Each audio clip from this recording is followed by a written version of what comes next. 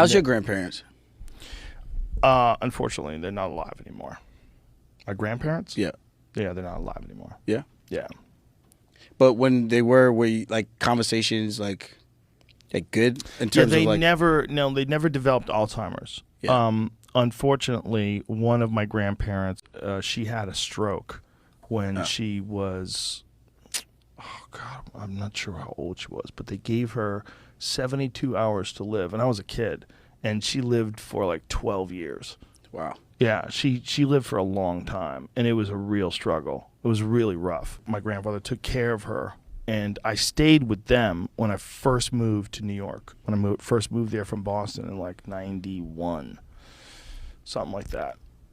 And it was so sad, man. And it gave me an understanding that, like, this is what happens to people. Your body fails you. Mm-hmm. And do what you want to do with your life now. So for me, as a guy who was at the time like 22, 23 years old, I guess I was, and I was staying with my parents because I was trying to make this move to do stand-up in New York.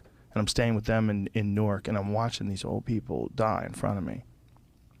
You know, and as a guy who's just beginning his life away from his parents and just like starting this career of trying to be a comic, and then seeing these people whose life is on the last page of the last chapter, and you love them, and they've been with you since you were a child. I remember fishing with my grandpa when I was 5 years old, man.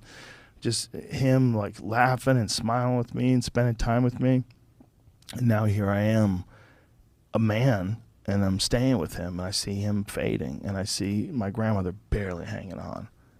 And I remember thinking, you know, that this is just how human beings go, and you have to get this in your head. And if you don't see it, you could live your life like you have all the time in the world, but you don't.